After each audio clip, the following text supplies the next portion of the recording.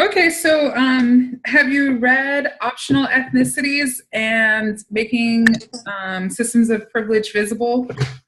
Yeah. Yes. Okay, cool. What did you think? I thought they were really interesting. Okay. I mean, as a white person, they definitely show things that like I've kind of already known, but they like reinforced it. Okay. Kind of. Okay. Yeah. I feel like it also kind of like put it into a different perspective just to kind of really see someone else's point of view. Just because, I mean, I can have one point of view, but obviously other people are having other experiences. Okay. Good. Awesome.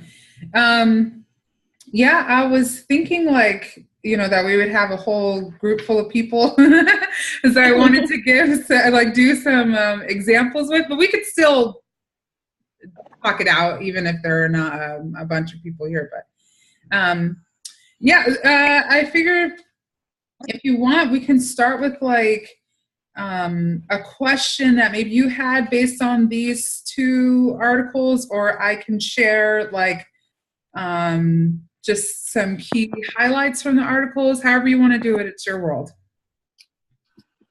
Yeah, I don't really have questions yet. Okay. Mm-hmm. Yeah, maybe just key.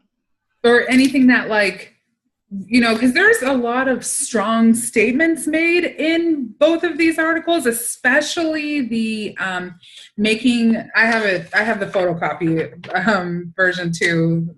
I don't know why it was easier to read out than the book, but especially in Article 42, she makes some very strong statements. So I don't know if we want to go over those or if we want to talk about the optional ethnicities one first. I think let's do the Making Systems of Privilege Visible, just because she has some like foundational things in here that I think are important to then understanding optional ethnicities. Sound like a good starting point? All right, cool. So, okay, so she starts out talking about privilege being systemic, and usually whenever I teach about racism, I give this example of like, what systemic racism really is about, because I think a lot of the times when we talk about racism, we look at things like what happened in Charlottesville, or people saying racial slurs, or like, there's just obvious forms of racism, and then we don't ever really discuss the systemic forms of racism. And I really like how she just kind of addresses the fact that racism can come from really well-meaning places. And I think optional ethnicities does the same thing too, where it's like, I don't mean anything negative. But I think her approach that like silence supports racism, and silence seems to be like just some like a way to like, you're just minding your business. So if you see something happening, you just don't speak out about it because that's not your business. That seems really well-meaning. But she, argues that actually supports and maintains and continues and furthers racism.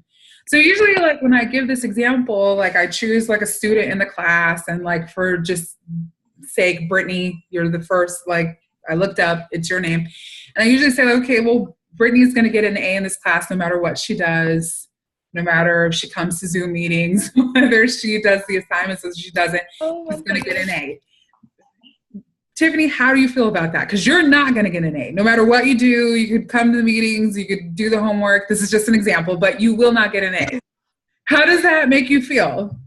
I mean, like, obviously it makes me feel bad because I would have to do a whole bunch of stuff and I still wouldn't get the A, but she wouldn't have to do anything. Just like hand it to her. Yeah. And undeservedly. Like I looked up and it was just Brittany, and I was like, okay, Brittany's going to get the A, right? Would you be mad at Brittany?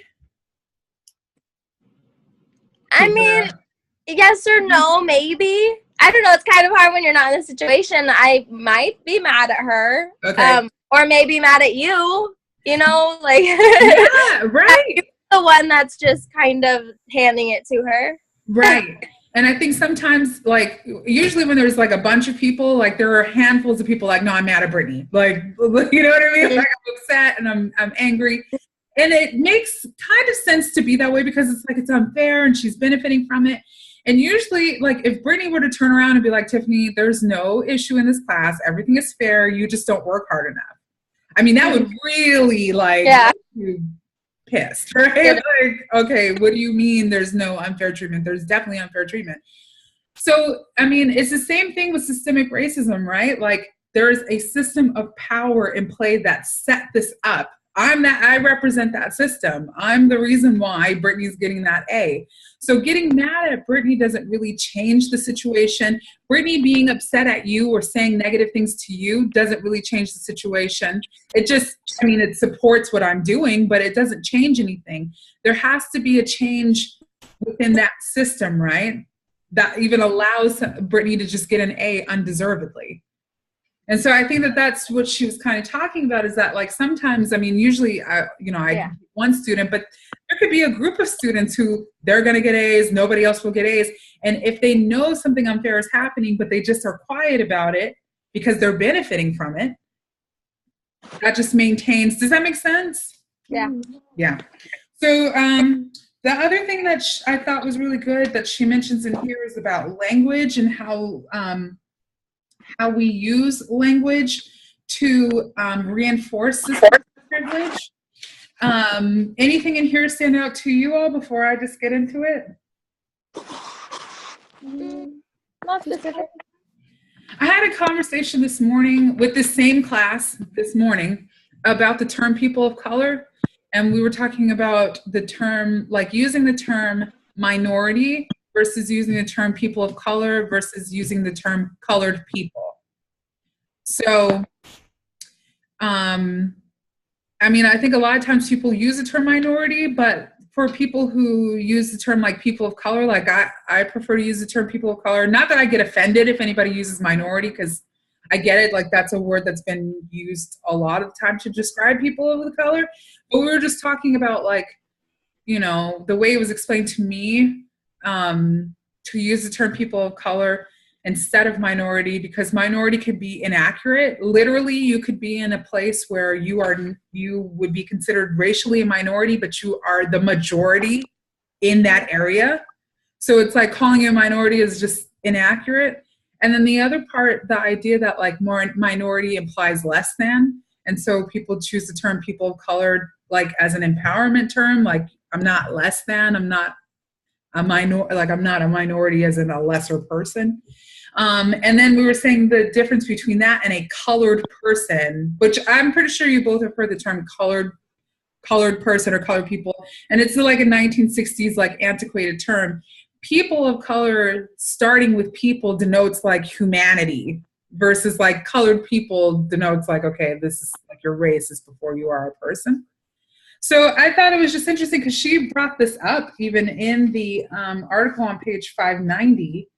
And she was saying, like, you know, sometimes even saying things like white or black or of color, they seem really neutral, but they really mask a system of power and a system of that privileges whiteness. Thoughts about that? I just think the word minority is symbolic of what people who aren't minority are trying to represent them as. Okay. I think that word should not be used. Like, I see exactly what you mean with all of your points about it. And I think people of color, like, even though it's a step up, it's still not, because there's people of color, but they're not all the same. Like, there's different races. Yeah. Yeah. Awesome. Yeah. Well, I just almost think, like, all three of those options don't really give you a good name to call people. They all kind of know something where it's kind of a negatory term, I see it as. Okay. Right? Saying, like, you're a certain race, not just to saying everyone and grouping everyone into being colored. Yeah, definitely. Yes. I think that the other thing too, she gets into that at the end of the article about, like, how, or I might be confusing them. I think I'm mixing them up. I'm thinking of the ethnicity one where she talks about, like, how we assume like all ethnicities are created the same, and so then things are interchangeable. Does she talk about how? No, it's in this one. She talks about the isms, like, and I'm reading the sentence right now on page 591. She says, similarly, the phrase isms itself gives the illusion that all patterns of domination and subordination are the same and interchangeable. So I think that that goes with what you're both saying about, like, you can't just say of color. It's a different experience being African American, being Asian American, being Latino American. So to say like of color just denies the different systemic issues that are involved with each of those groups. Really good. Good. Yep. Let's see. She talks about how, you know, a part of this system of power and this language is this neutralness that, like, there's a, like, there's not consequences or necessarily assumptions or stigmas that come with being white, with being straight, with being male, with being upper class. In fact, these are the things that are to be aspired to, right? Like, these are you're supposed to want to have these attributes. They're like the norm that everybody else is judged against. I mean, even something like when we talk about heterosexuality being the norm, I mean, we have a coming out process because the assumption is you're straight. So you have to identify yourself as not straight. You know what I mean? Yeah. Even in the areas of like gender with masculinity and femininity, a lot of the times, the fact that we have a binary gender system, that there's just male and female considered when there are actually people who are intersex, there are people who are, it's just a variety of different sexual categories, which you'll read that later on in the semester, the 5 different sexes. It's also inaccurate. And also, even outside of just biological sex, like gender-wise, we value masculine traits over feminine traits in just about every area of life, right? We want people to be strong. We want them to be these things that we ascribe to masculinity. So, okay. And then also everybody wants to be rich. I mean, that one, we don't even have to get that deep into it. I mean, right? Like, having money means everything in our society. So it's interesting. I think she also does a really nice job on page 591. Let's see, the third paragraph down. She says, first, calling someone a racist individualizes the behavior and veils the fact that racism can occur only when it's culturally, socially, and legally supported. It lays the blame on the individual rather than the systemic forces that have shaped that individual. So again, instead of focusing on like individual people's feelings about another person, we don't ever get to like what allows certain racist attitudes to be predominant and to be supported. I think that's a really huge point because I always hear like everybody's racist. Have you ever heard that? People say that, like everybody's racist. Do you agree? Just quickly, do you think everybody's racist? I think everyone has inside of them some judgments or like preconceived notions about other races. Okay. Yeah. Mm-hmm. I think it's also kind of like so drilled into our heads that it's just like something that comes out naturally. Yeah. Yeah, definitely. I think that you're both absolutely right. I think the difference that, these authors might bring up is that you can have, like I mentioned with that example, like Brittany getting the A and Tiffany not getting the A. You could have words. That doesn't really matter at the end of the day, right? What matters is like that system that empowers Brittany. Does that make sense? Yeah. And so I think that like people having these prejudices or having this hatred, I mean, that's going to exist. We can't really like necessarily regulate that. But what we should be concerned about is when one person's or hatred of other groups and acceptance of one group is encouraged. Am I making any sense? Yeah. Like when it's good to have these notions about other races. Right. And that like you have the power to enforce that. Yeah. You know what I'm saying? Like, it's one thing to be like, oh, I don't like this person and I don't like the way you dress or I don't like the way you look. But it's another to say, this is a standard that's going to hold you back if you don't do it my way. Mm-hmm. Is that, you know what I'm saying? That's Like- kind of talked about in the first one, so yeah, go ahead. Oh, yeah. No, go ahead. You go ahead, Brittany. Oh, I was saying that's kind of talked about in the optional ethnicities as well. Oh, okay. Wait, Tiffany, were you talking first? I'm sorry. I'm sorry. Go ahead, Tiffany. Kind of forget what I was gonna say. Oh my God, I'm sorry. I thought I interrupted Brittany and I was like, oh, Brittany, go ahead. Okay, I'm sorry. Sorry. It's okay. All right. But yeah, you know what I'm saying? Like the idea that like, yes, you're she in the optional ethnicities one, she talks about like, was it speaking English? Yeah, well, she talks about like choosing. I can't think of it right now, but I like it touched on it on that one as well. Yeah, like, okay, I'll give you an example. Like sometimes people will talk about like skin color, right? And we're going to read this next week about skin tone and hair texture and stuff like that, and how in communities of color, like the lighter you are, the better treatment you get. And a lot of that has to do with, again, like white skin being desirable skin, right? And then I hear people say like, well, white people love to tan and they like to darken their skin, right? I mean, it's interesting that there is a power there to be able to say, okay, I can do what I want with my skin because my skin is the norm. Every other skin is being judged against my skin. Does that make sense? So I have the flexibility that if I want to darken my skin, I can. If I want to keep it the same, I can. There's no consequence for that. Versus other people like darker skin, it's seen as something negative. They're aspiring to have lighter skin. I hope that made sense. Yeah, I get the same sometimes like with my hair because I have really naturally curly hair. So it's kind of, my parents forced me to straighten it when I was younger. They forced me to go to the salon, and I had to start learning how to wear it curly and like embrace that about myself, that it's different from most people who are my gender, my culture. Right. And if you were to say like, straight hair sucks, it would be like, okay, that's your feeling, that's your opinion, but that's not being enforced on anybody else. Yeah. Where straight hair, like, yes, in communities of color is the same thing, right? That like straightening your hair is just something that like you're just told to do, right?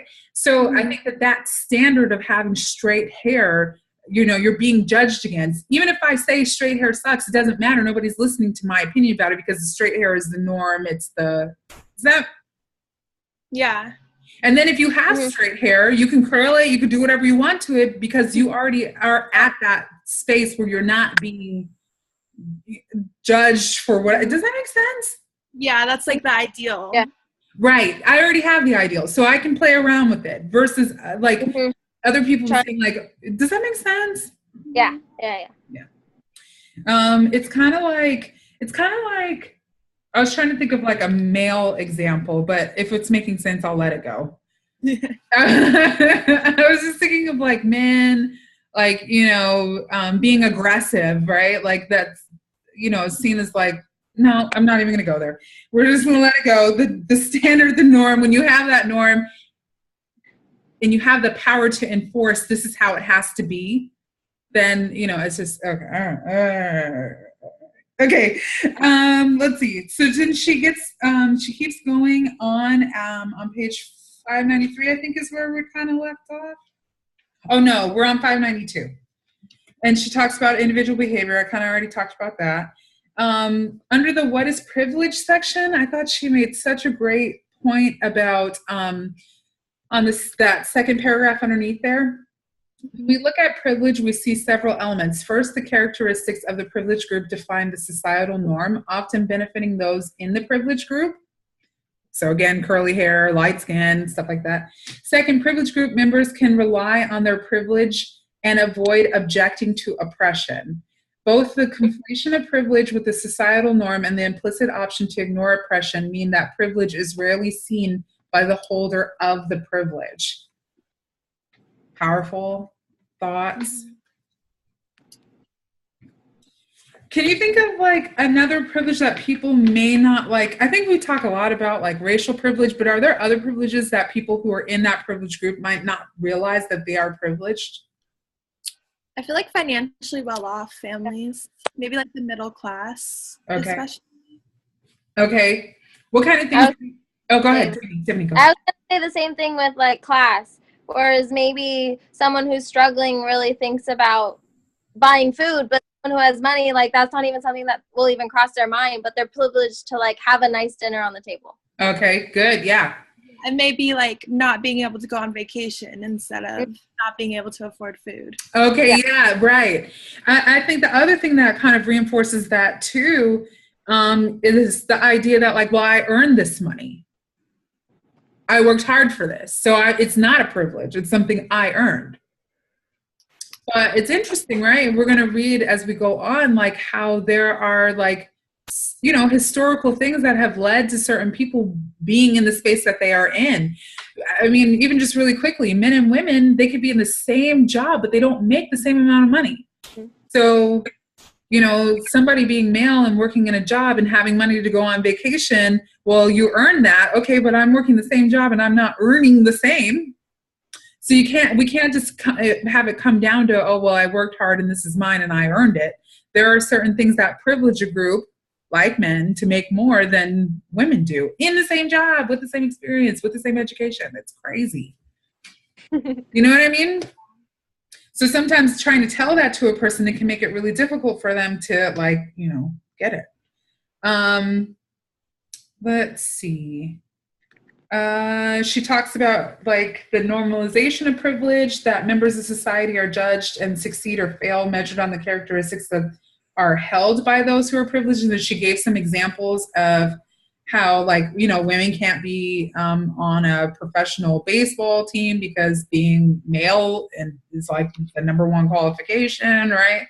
And then she gave the example of like, you know, if you're in a courtroom, she had jury duty and from like 9 to 5 or whatever, but she had to go pick up her kids. And it's like, okay, but you're going to be punished for you're outside of the norm of what is supposed to be expected. And a lot of that also ties into why women are paid less as well. It's like they're seen as less dependable in the workforce, that they're mothers, they're going to have to take time off, stuff like that. And then it's really interesting because it's like, you know, men also are fathers. So I don't know why we don't have the expectation that they're going to be just as unreliable in the workforce too, but you know. Society. Yeah. Yep. Yeah. So, and then she just kind of ends it with like members of the privileged group gain many benefits by their affiliation with the dominant side of the power system. So if you're benefiting from something, why would you want to change it? You know what I mean? And not even necessarily why would you want to change it, but like, no, you might not even recognize that you're benefiting from it. You know, just bringing it full circle, like she says again. The next section, B, on page 593, members of privileged groups can opt out of struggles against oppression if they choose. And she brings up the silence part of it again. And then I'm on page 594, the last part of that. So yeah, privilege is not visible to its holder. It's merely there, a part of the world, a way of life, simply the way things are. Others have a lack, an absence, a deficiency. And I think that that's really interesting too. There's an article that I give in another class by Peggy McIntosh called White Privilege, Unpacking the Invisible Knapsack. Have you all heard of this before? She has like a list of privileges, like one that always gets everybody, like I can wear a flesh color Band-Aid and have it match my skin. Or if I ask to talk to the person in charge, most of the time guarantee that the person will be the same race as me. I can move into a neighborhood and not feel like I'm going to be judged or ostracized based on my race. She lists all these white privileges. Do you know what I'm talking about? I think so. I think I've heard of it.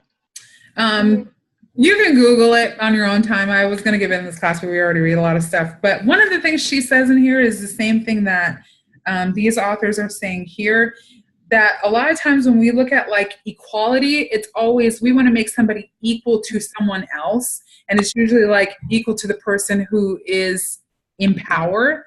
But that just reinforces that that myth that they have the right to be where they're at. So for example, sometimes people will say something like, okay, I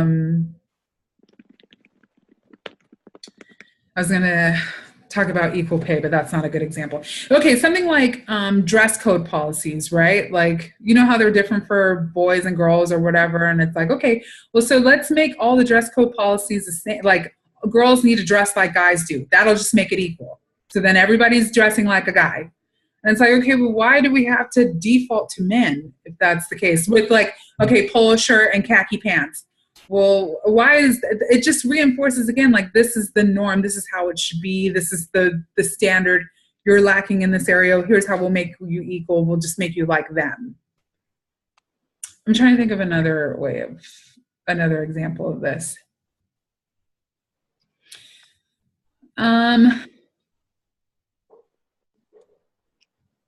If you can think of anything, you can help me out too.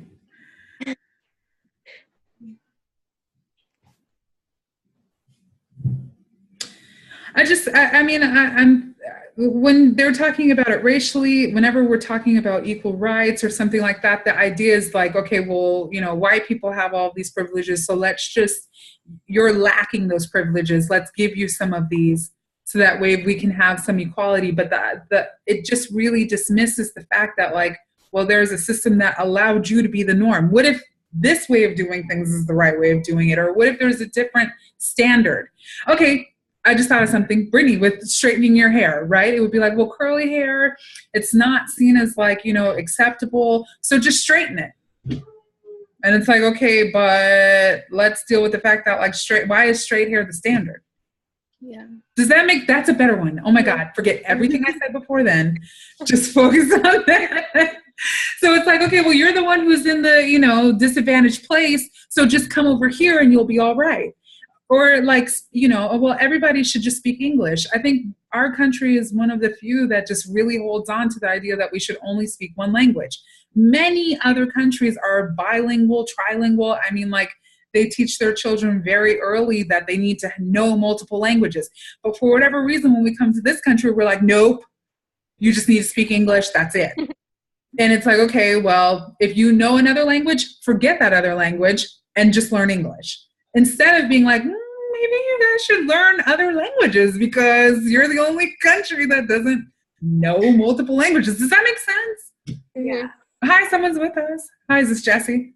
Yeah, hi. Hi. Or do you want to say stuff, Jesse? Get in on this. I'm just barely listening right now. Sorry, I just got out of class. Not too long ago. Okay. Just trying to keep up. Yeah. Okay. All right. We're on making systems of privilege visible. Just heads up. Okay. Okay. So does that make sense then, what I was talking about? So that's what she means by like, okay, well, you know, being privileged is just simply the way things are. It's just simply the way of life. And other people, when they're not privileged, they're lacking. There's a deficiency in them. Instead of recognizing like, no, there's a system that says this is the way it's supposed to be, but that's not the only way that things can be. Does that make sense? Mm-hmm. Okay. All right. This is where I was wondering if anybody was going to just like scream and burn the book and like go like, I'm dropping the class. But she, in the very last part, says that last, or not last paragraph, but that first paragraph under visualizing privileges, 594. She says, I simply believe that no matter how hard I work at not being racist, I still am. Because part of racism is systemic. I benefit from the privilege that I am struggling to keep. What do you think about that? I see it. I mean, oh, like sometimes just you'll say stuff and you're like, oh, like I like with my hair again. I remember one time I was talking to my friend who's from Ethiopia. Mhm.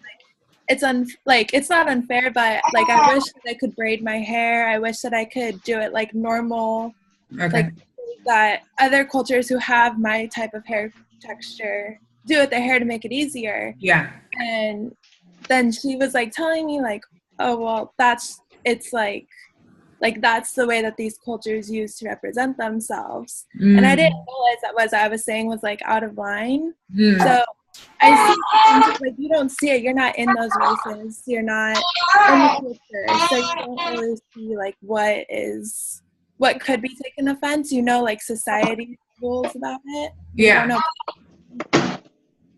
Yeah, I think that it's so like I think that's I want to hear what other people feel about this first, but I think that's a good transition into the optional ethnicities one as well. But Tiffany or Jesse, anything you want to say in this part? I don't really have anything specifically I want to say. I mean, the other day, I think it's just what you're saying, aware that coming out of your mouth may not offend someone. Okay. Yeah, I think it's interesting, right? Because if you keep going down in that section, like, let's see, the paragraph that starts with as Bell Hooks explains, so as Bell Hooks explains, liberal whites do not see themselves as prejudiced or interested in domination through coercion, yet they cannot recognize the ways their actions support and affirm the very structure of racist domination and oppression that they profess to wish to see eradicated. The perpetuation of white supremacy is racist. Man, it's like, all whites are racist in the use of the term because we benefit from from systemic white privilege. Nobody wants to kill me for making you read this? Okay, I'm gonna move forward. Generally, whites think of racism as voluntary, intentional conduct done by horrible others. Whites spend a lot of time trying to convince ourselves and each other that we are not racist. A big step would be for whites to admit that we are racist and then consider what to do about it. Like, and we're like 2 days into class. All right, but it's just interesting, right? I also like to think of things like, sometimes when you read that, it can just be like a punch to the gut. But I think what I interpret this to be is that she doesn't want people to feel bad. And I hope that nobody feels bad, because in the same way that I did not choose to be the race that I am, nobody chooses to be white either. So it's not like you made in the womb the decision like, I'll take white. Like, you were born whatever you were born, and it is what it is. But that there is an opportunity to make change, and how that change, it's there, it's real. There's a responsibility that's shouldered for people to use their voice and to not be silent about something. A lot of times, like, I also give another example, like say this is your cell phone, Tiffany, right? And I just take it from you and I just steal your cell phone. And I'm like, oh my God, Tiffany, this sucks. I took your cell phone. I feel so bad. Like, this is your cell phone and I stole it. And I can do all this stuff with it. I can call, I can text, and you don't have a cell phone, and it's completely unfair, and I feel like crap, and it's so bad. If I just keep talking like that for 10 minutes, you're going to be like, okay, I don't care that you feel bad. I want my cell phone back, right? So us feeling bad about something happening doesn't solve the issue. What could solve the issue is like, you know what, Tiffany, I got this unfairly. Here's your cell phone back, right? But I think a lot of times we spend so much time, first of all, trying to convince people that they have the cell phone and that they took it. And then that, like, there's no reason to just cry about it or feel bad or to apologize, but to do something. Does that make sense? Mm-hmm. The other part is, it's not like there aren't plenty of other cell phones that you could go out and get. You know what I mean? It's not like when I give you back your cell phone, Tiffany, that I'm going to be just completely devoid. I can go get my own cell phone.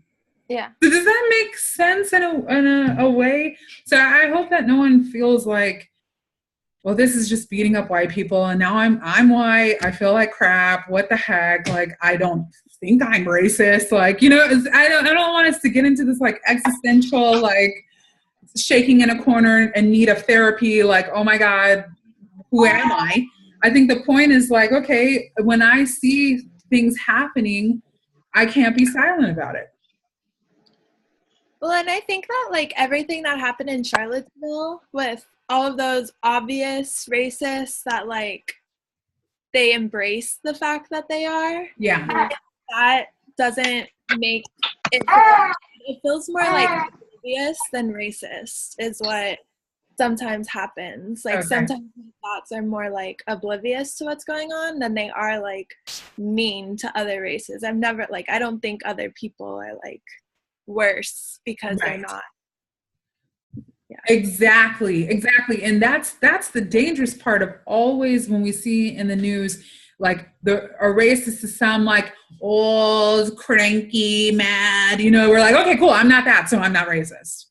Yeah. You know what I mean? Instead of looking at like what just happened yesterday with DACA and how it's being repealed, like having an opinion about that, having a voice about it, saying like, hey, I'm in support, I'm in solidarity, whatever else. I think sometimes people are just like, well, that doesn't affect me. I'm a citizen, so I don't care. And she's saying like having that kind of attitude, nobody's going to call you out when you're quiet and say, oh, hey, you're supporting racist, ideology. But that's essentially what she's saying. When you're quiet like that, you're supporting it. So we're not at a place, and I think even with this current administration, we're just not at a place where you can be quiet about what you see happening. I think even with like, there's just been a litany of stuff. Like trans people were kicked out of the military, right? You might not be a trans person, but saying like, hey, I don't agree with this. This is not right. Does that make sense? I'm not going to support transphobia. I'm not going to support, Yeah, you have to use your privilege to help people who don't have it. Yeah, definitely. And you have to use your privilege to dismantle systems of privilege. Yeah. You know what I mean? Yeah. Okay. Oh, does someone want to say something? No. Okay, optional ethnicities. How do we feel about this?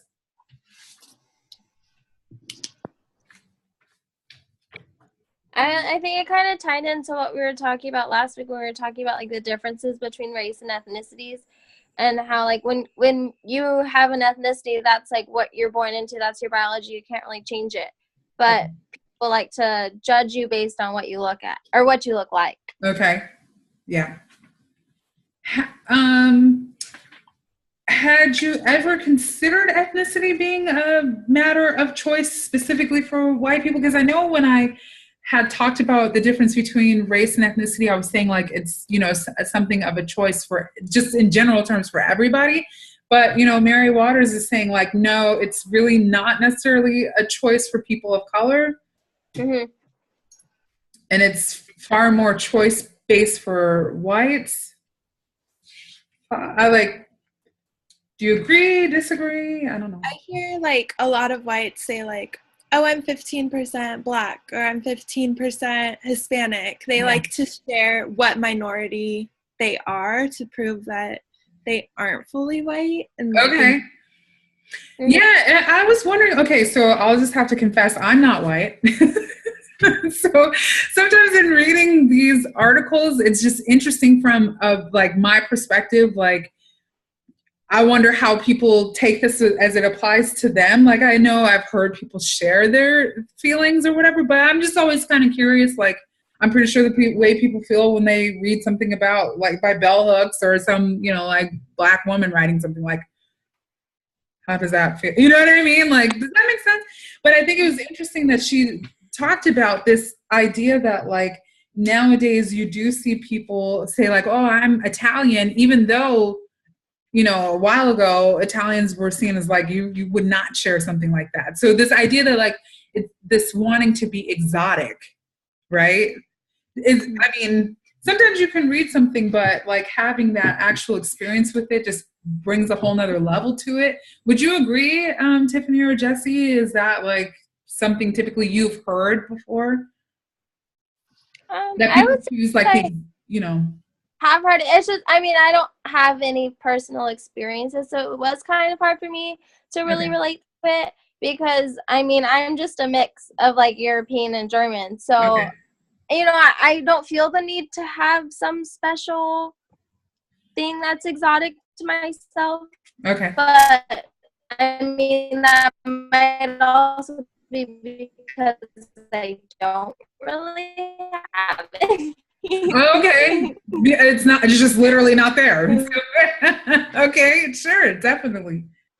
Jesse, any thoughts about this? I feel like a lot of people just use that exactly to make themselves interesting just because they don't have much going on for themselves, to be honest. Yeah. It's 7:42. It's the end of the day. Just keep it real. I mean, well, and honestly, I'm half white and I'm half Mexican, so I've always struggled to at least be either one or the other. So, Okay. I've gotten stuff from, white people. I've gotten stuff from Mexican people, both positive and negative. So, I mean, it is what it is. Yeah. The more you're educated, the more you actually know about what's going on. So, okay. All right. Yeah. I think it was really interesting. What really stood out to me for this article, I didn't necessarily want to go through it like piece by piece because I think this one is a little straightforward. I think this one has like language that like, ooh, I need to read that. Like, woo, you know what I mean? But this one is pretty like straightforward. But I thought that like there were two things in here that she talks about that are really huge. This notion of passing, and then this notion of, does she call them conflictual cultures? What does she call them? Oh, oppositional cultures. So the first one that I was talking about with passing, okay, if you go to page 33, and this is what we were kind of talking about right now about like how people choose to like identify themselves as like Italian or Irish or whatever else. At the bottom of that page, she says, but note that this freedom to include or exclude ancestries in your identification to yourself and others would not be the same for those defined racially in our society. They are constrained to identify with the part of their ancestry that has been socially defined as the essential part. African Americans, for example, have been socially constrained to identify as Blacks without other options available to them, even when they know that their forebears included many people of American Indian or European background.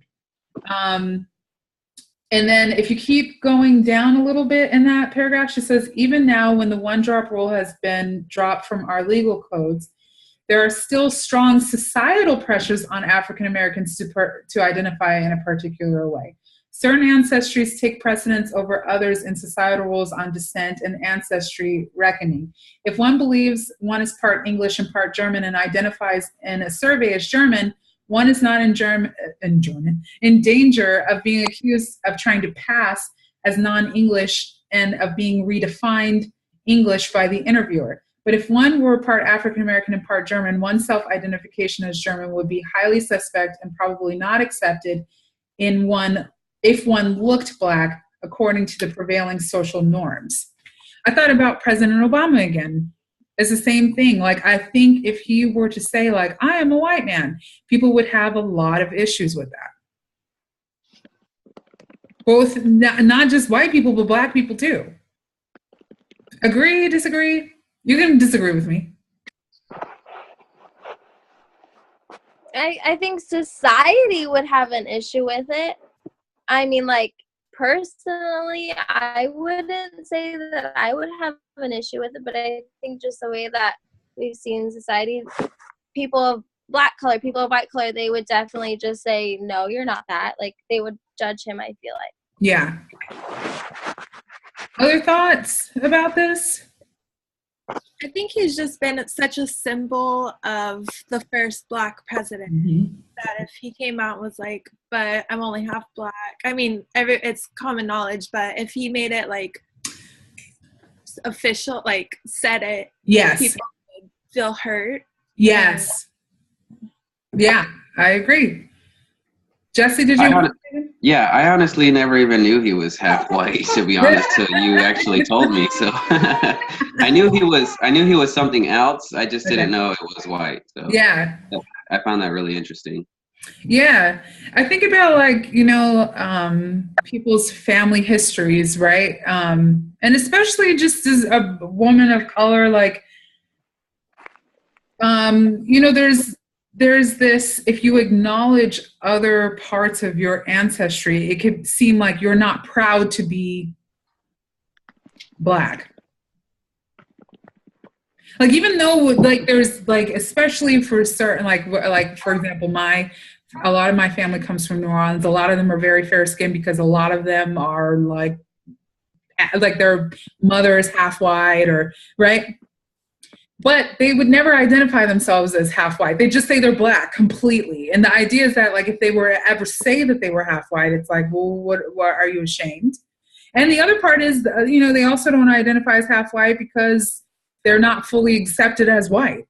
And it's like, no, there's still some other stuff in there. You don't look fully white. You know what I mean? Does that? I think just like we don't accept the genders, the middle genders between male and female, we won't accept middle grounds between Black and white. Yeah.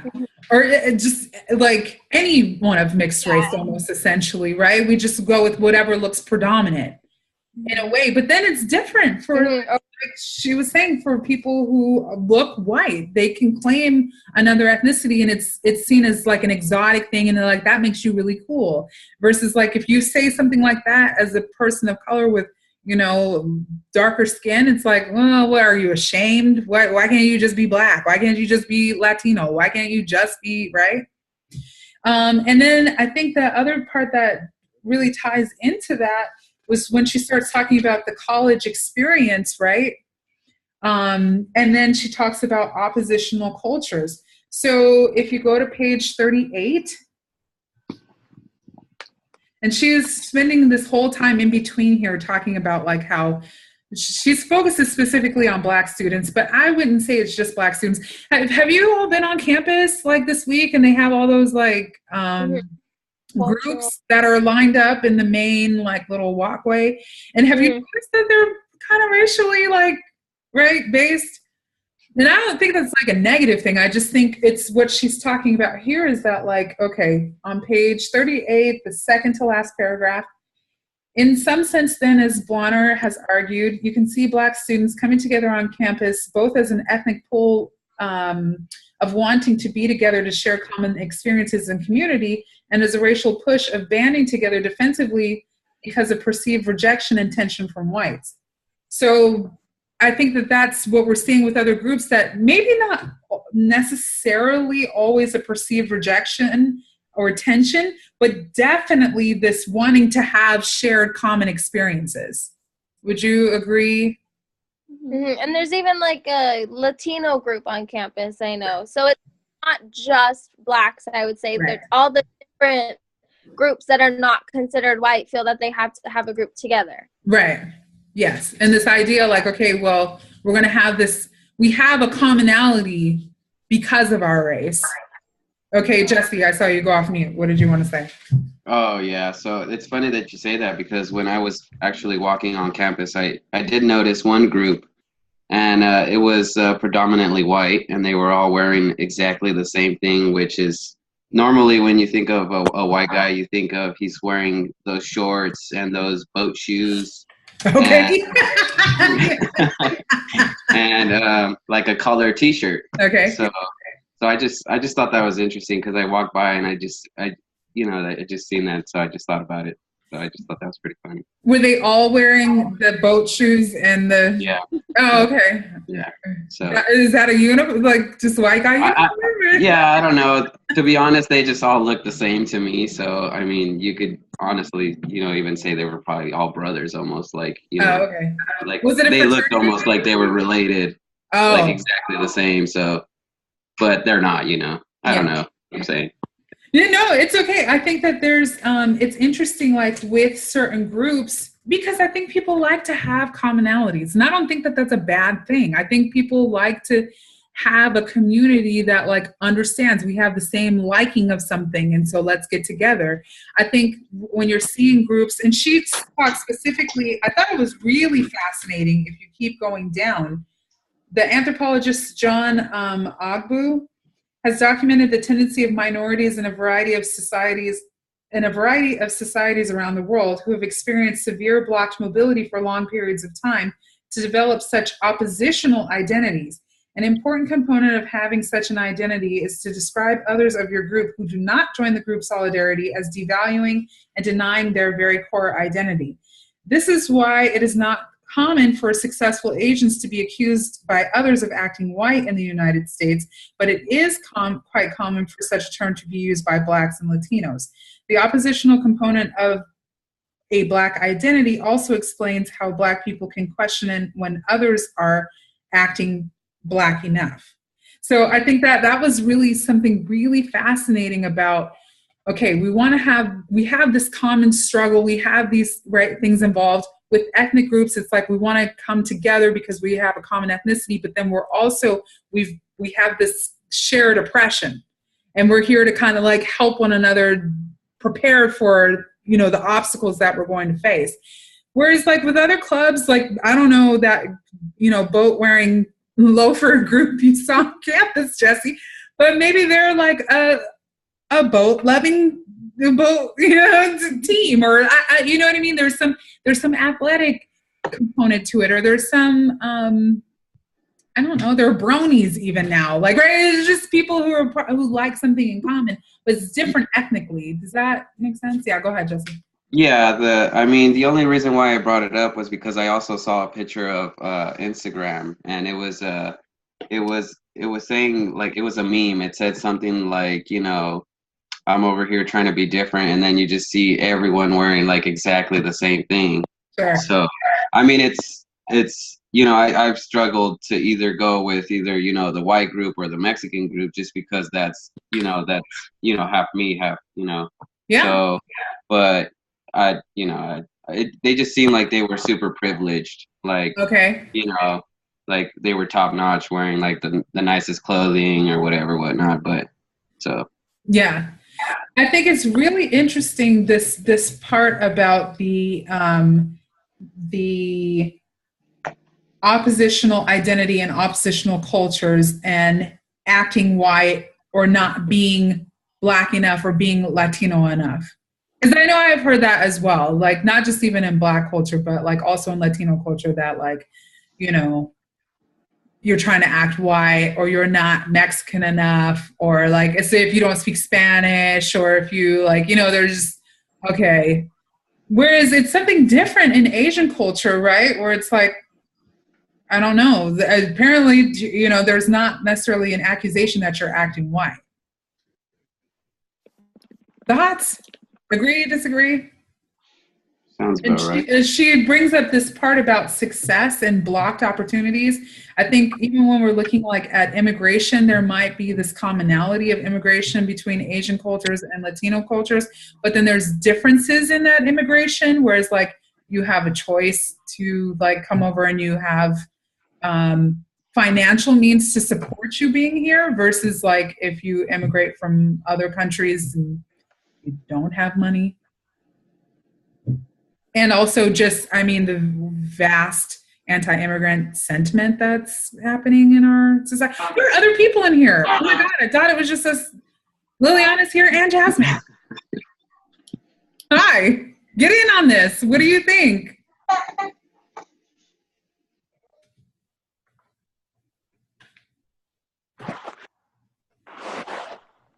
Jasmine or Liliana, anything you want to say?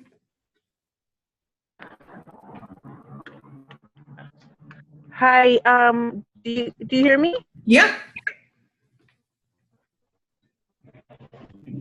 Yeah, I can hear you. Not anymore. Okay, Jasmine, if you're there and you want to say something, please say something. We have 4 minutes. Yeah, I don't know. It's interesting. This idea that, like, you know, if you go against the grain, then you're not proud to be your race. All right. Other thoughts?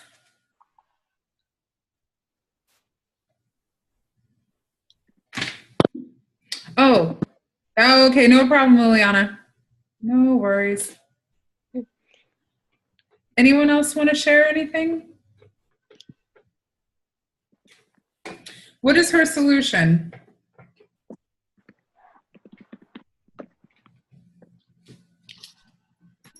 I kind of got don't assume stuff. Don't assume how other people feel, what they consider to be like racist, what they consider to be not an acceptable question. Okay. Okay. Anyone else want to get in on it? I thought she gave something kind of tangible at the bottom of page 39. She says, when you bring together individuals from groups that are differentially valued in the wider society and provide no guidance, there will be problems. So they, and keep going, the very last sentence on that page, they arise from honest misunderstandings, lack of common background, and very different experiences of what race and ethnicity mean to the individual. So she's really kind of like saying what really needs to happen is we have to have guided conversations about race and ethnicity. We can't just put a bunch of people of different races and ethnicities together and go like, you're going to just work it out. You're just going to figure it out. We need to have like very specific guided conversations so that there aren't misunderstandings. I thought about your example earlier, Brittany, about like how you want to braid your hair, right? Oh, Jesse, is that your son? Yeah, it's my son. Oh, he's so cute. You know, like how you were saying you want to braid your hair, or like sometimes people, like I think her point, like sometimes people are just, they don't know what to say, they feel awkward, and they don't want to make assumptions, right, Brittany? But then it's also kind of like, but you shouldn't ask, because if you ask, you know, somebody's going to snap your head off. We have to have the ability to like have conversations without it being this tense kind of thing. And to have more conversation openly about race. Like, okay, if you want to braid your hair, you know, you can braid your hair. You know what I mean? Just know that, like, you speak up and support natural hair on or braided hair on women of color. Yeah, I totally think that by having these like boxes of what people can and can't do, it's just creating more divides. Sure. And if we're able to like freely express like how you feel and why you feel this way, that it could bring people closer together and people like can understand each other more. Sure, definitely. I think like people want to get to that place where, you know, you can have that individual freedom and expression. It's just, we still have to have the conversation about how some people are truly free to have that individuality and others are not. You know what I mean? I think about like Zendaya, the actress, when she went to some award show and she had her hair locked, like she had faux locks or whatever. And Juliana Rancic was like, oh, she looks like she smells like weed and patchouli oil. She looks dirty, you know?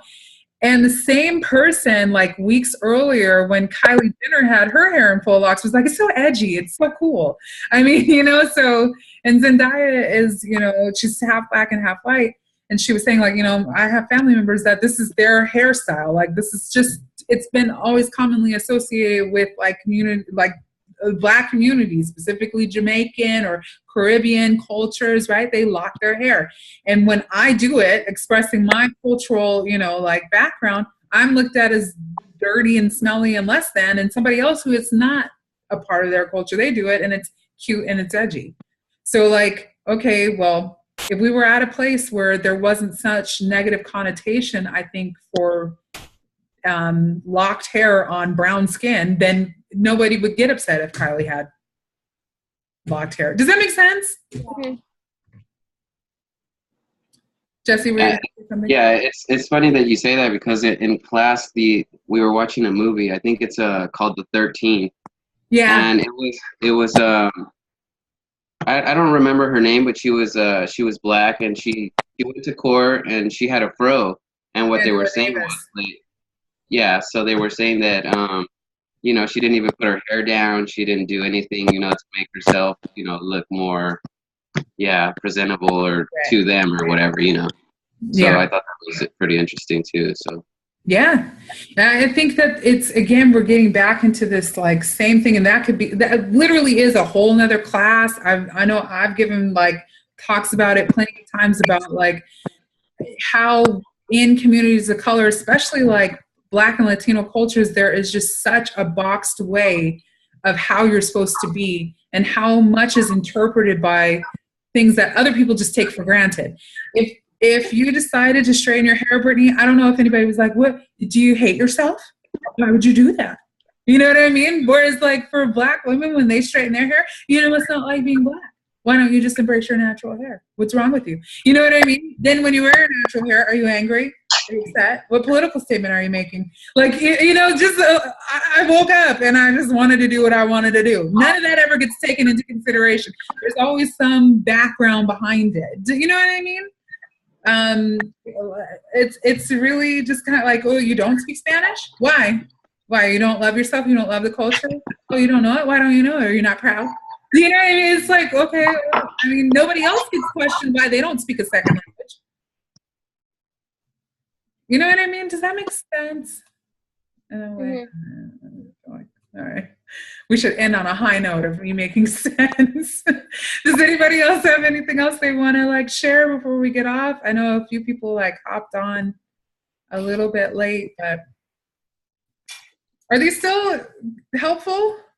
Mhm. The minute they stop being helpful, we'll just stop doing them. But if they're still helpful, I'm committed. Yeah, they're helpful. Okay. All right. Okay. Any questions about anything happening in the class?